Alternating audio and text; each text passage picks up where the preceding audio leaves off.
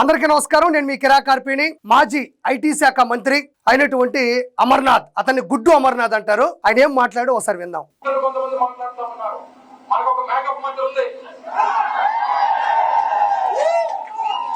ఇక్కడ అమర్నాథ్ చాలా దౌర్భాగ్యమైన మాటలు మాట్లాడాడు. హోమ్ మినిస్టర్ అనిత గారి గురించి రాజకీయంగా మాట్లాడాలి, లేదంటే లోటుపాట్లు ఉంటే మాట్లాడాలి, ఏదైనా అవినీతి ఉంటే మాట్లాడాలి, లేదా అసత్య ప్రచారాలు ఉంటే ఖచ్చితంగా మాట్లాడాలి, అందులో తప్పులేదు.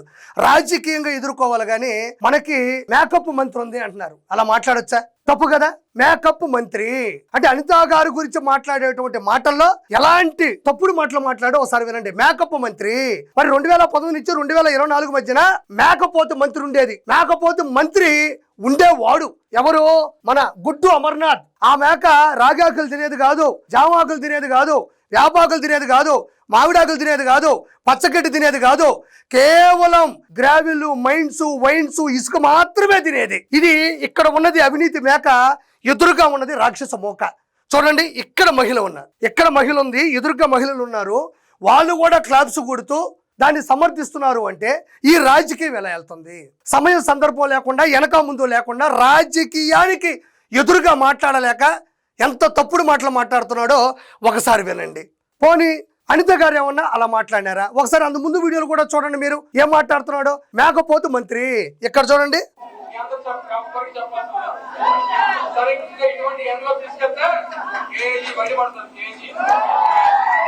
సరిగ్గా ఎండలోకి తీసుకెళ్తే కేజీ మేకప్ బయటపడుతుంది అంటున్నాడు. అంటే తెలుగుదేశం పార్టీలో ఉండేటువంటి అనిత గారు మేకప్ వేసుకున్నారు. అంటే అనిత గారు మాత్రం మేకప్ వేసుకుంటారు. వైఎస్ఆర్సీపీలో ఉండే వాళ్ళందరూ టీ కప్పు, ఇంటి పై కప్పు వేసుకుంటారు. వాడు మేకప్ వేసుకోరు. ఆడవాళ్ళకి అలంకారం, బొట్టు పెట్టుకోవడం, లేదంటే పౌడర్ రాసుకోవడం, కాటుకు పెట్టుకోవడం, లిప్స్టిక్లు అనేటివి, వాళ్ళకి అది అలంకారం. అది మాట్లాడే నీకు అహంకారం. అలంకారం మీద నీ అహంకారం ఎందుకు? మీ ఇంట్లో కూడా ఆడవాళ్ళు ఉన్నారు కదా, ఒక చెల్లో, ఒక తల్లో, ఒక బంధువులో ఉదయం లేనప్పటి నుంచి సాయంత్రం వరకు కూడా రకరకాల ఆడవాళ్ళు కనబడుతూ ఉంటారు కదా. ఇలా మాట్లాడు ఎంతవరకు సమంజసం అని నేను ఈ రోజు అడుగుతుండా. KG makeup అంటున్నావే. ఈ రోజు వైఎస్ఆర్సీపీకి సంబంధించినటువంటి నాయకులందరినీ తీసుకెళ్లి ఇన్వెస్టిగేషన్ కానీ లేదంటే ఇంటర్వ్యూ చేస్తే కనీసం ఎల్కేజీ, యూకేజీ చదవని వాళ్ళు కూడా ఉన్నారు. ఈ రోజు కేవలం గంజాయి మొత్తలో, కల్తీ మద్యం తాగిన మొత్తంలో ఉండేవాళ్ళు ఎంతమంది లేరు? ఈ రోజు కేజీ మేకప్ కాదు, ఎల్కేజీ, యూకేజీ చదవని బడవ రాస్కెల్స్ కూడా ఈ రోజు వైఎస్ఆర్సీపీలో చలామణి చేస్తున్నారు. ఈరోజు నేను మాట్లాడుతూ ఉండా. అక్కడ ఏం సందర్భం ఉంది, ఏం సమయం ఉంది, ఎందుకంత తీరిగా మాట్లాడాలి?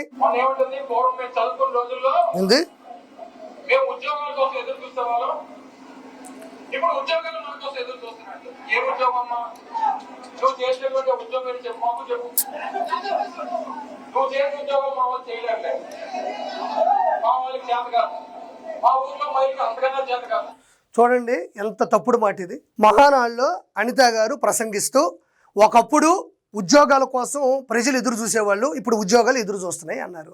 దాంట్లో ఏమన్నా తప్పుడు మాట ఉన్నా, అదేమన్నా అవాస్తవమైనటువంటి మాట అయినా, అందులో ఏదైనా ఇబ్బందికరమైన వార్త ఉన్నా, లేదంటే అది అబద్ధం అయినా ఖచ్చితంగా నువ్వు మాట్లాడచ్చు. ఎందుకంటే అపోజిషన్లో ఉన్నావు.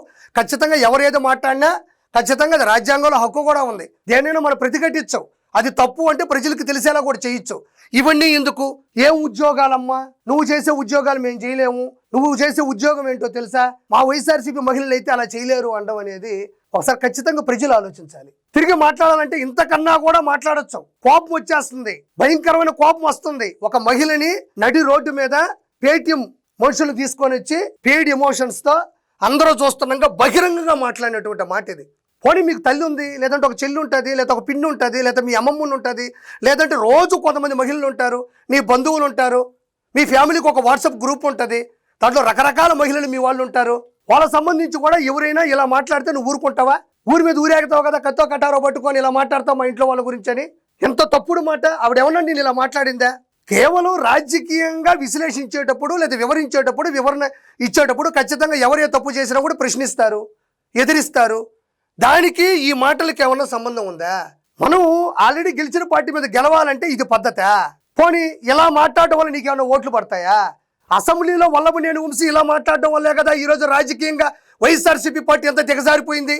కొడాలి నాని నారా చంద్రబాబు నాయుడు గురించి, వాళ్ళ కుటుంబం గురించి ఇలా మాట్లాడటం వల్లే కదా. ఆర్కే రోజా పవన్ కళ్యాణ్ గారి కుటుంబం గురించి ఇలా మాట్లాడబట్టే కదా. శ్రీరెడ్డిని పెంచి పోషించి ఇలా మాట్లాడబట్టే కదా. పంచు ప్రభాకర్, పోసాని కృష్ణమురళి ఇలా మాట్లాడడం వల్లే కదా 2019 నుంచి 2024 మధ్యలో సేమ్ ఈ రోజున్న అడ్డదిడ్డంగా నడి రోడ్డు మీద మాట్లాడుతున్నారు. అప్పట్లో ప్రత్యక్షంగా ప్రజలు చూసేటువంటి అసెంబ్లీలో కూడా ఇదే మాట్లాడినారు. అలా మాట్లాడడం వల్లే ఓడిపోయిన మనం ఈరోజు జనం మధ్యలో మళ్ళీ అవే మాట్లాడుతూ వాటినే మనం రెచ్చగొట్టే ప్రసంగాలుగా స్వీకరిస్తూ ఉంటే 151 మీరు ఏమనుకున్నారంటే 151 వచ్చే మనకి 5 అటు ఇటు పోతాయి అనుకున్నారు, కానీ అంటే 2 1ల మధ్య నుండి 5 పోతుందని మీరు అనుకోవాలా. మరి అందుకే కదా పోయింది. ఈ రోజు మళ్ళీ ఇవే రిపీట్ చేస్తూ ఇంత ఆడపడుచుని నడి రోడ్డు మీద ఈ విధంగా అవమానిస్తే ఓట్లు ఎందుకు వేస్తారు జనాలు? ఓట్లు వేస్తారా? 100% ఓట్లు వేస్తారా? అనిత గారు అంత ఈజీగా ఏమి ఈ రోజు ఈ స్థాయికి రాలా. ఆవిడ చాలా కష్టపడి ప్రజల్ని ఇష్టపడి పార్టీ సిద్ధాంతాలకి కట్టుబడి ఆవిడ రాజకీయాల్లో దూసుకొచ్చి తన వాక్చాతుర్యంతో, తన వాగ్దాటితో, తన రాజకీయ విశ్లేషణతో, తన నిజాయితీతో ఈరోజు ఓ దళిత మహిళ, ఓ సాధారణ టీచర్ ఈరోజు హోమ్ మినిస్టర్ అయింది. ఎంత కష్టపడి ఉండాలి, రాజకీయాన్ని ఎంత ఇష్టపడి ఉండాలి. తక్కువ వయసులో హోమ్ మినిస్టర్, పాయకరావుపేట శాసనసభ్యురాలు. ఖచ్చితంగా అనిత గారిని మనం ఇన్స్పిరేషన్ గా తీసుకోవాలి, అంతేగాని ఈ విధంగా ఖచ్చితంగా చేయకూడదు. మనకు అవి ఏం తెలుస్తుంది? కాబట్టి నేను చెప్పేది ఒకటే, ఇది ఎంత దౌర్భాగ్యమైన మాటలో మీరు అర్థం చేసుకోవాలని నేను మరోసారి గుర్తు చేస్తున్నా. ఇదే అమర్నాథ్ గాజువాక నుంచి 2024లో పోటీ చేశాడు. అతిపెద్ద మెజారిటీ పల్లా శ్రీనివాసరావు గారిది 95,235. మరి పల్లా శ్రీనివాసరావు గారికి అంత మెజారిటీ వచ్చిందంటే ఆయన మీద ఎంత ప్రేమ ప్రజలకు ఉందో అని ప్రత్యేకంగా చెప్పనక్కర్లేదు. కానీ ఆయనకి అవతల పక్క నిలబడింది ఎవరు?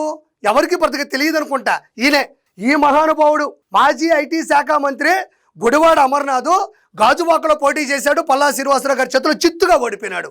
అత్యధిక మెజారిటీ గాజువాకలో పల్లా శ్రీనివాసరావు గారి రాష్ట్ర వ్యాప్తంగా అయితే నీచాతి నీచంగా 95,235 ఓట్ల తేడాతో ఓడిపోయినటువంటి చరిత్రహీనుడు ఎవరైనా ఉన్నాడు అంటే అది అమర్నాథ్. ఇతన్ని ప్రజలు చీకొట్టిన తర్వాత ఇతను మానసిక వ్యాధితో బాధపడుతూ ఏం మాట్లాడుతున్నాడు అర్థం కాక కష్టపడి పైకి వచ్చినటువంటి అనిత గారి గురించి మాట్లాడినటువంటి అనుచిత వ్యాఖ్యలు ఏ విధంగా ఉన్నాయో మీరే అర్థం చేసుకోవాలి. ఈ రోజు జనాలు ఒకటే అనుకుంటున్నారు, ఇది ఖచ్చితంగా వినాలి. 4-5 మాట్లాడుకుంటుంటే విన్నా.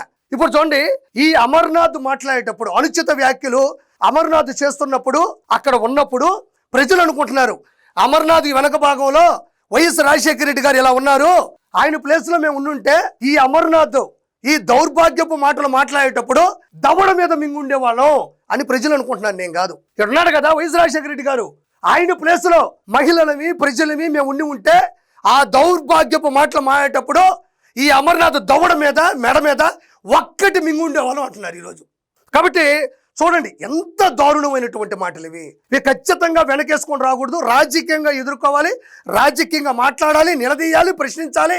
అంతే తప్ప ఈ విధంగా రెచ్చగొట్టే ప్రసంగాలు చేస్తూ దీన్ని వైఎస్ఆర్సీపీ నాయకుడు అధ్యక్షుడు దీన్ని వెనకేసుకొని రావడం అనేది ఎంతవరకు సమంజసం? సొంత చెల్లిని, కన్న తల్లిని, బాబాయ్ కూతుర్ని వీళ్ళందరికీ అన్యాయం చేసినటువంటి వ్యక్తి బయట ఉండే ఆడవాళ్ళకి న్యాయం చేస్తాడా, వాళ్ళని గౌరవంగా చూస్తాడా అని మరోసారి మీకు ఒకసారి గుర్తు చేస్తూ ఖచ్చితంగా దీని మీద చర్యలు తీసుకోవాలి. దీన్ని వెనకేసుకొని రాకూడదు. మహిళలు పూర్తి స్థాయిలో దీన్ని ఎదిరించాలి, ప్రశ్నించాలి, ఎండగట్టాలని కోరుకుంటూ నేను మీ ఆర్పీని.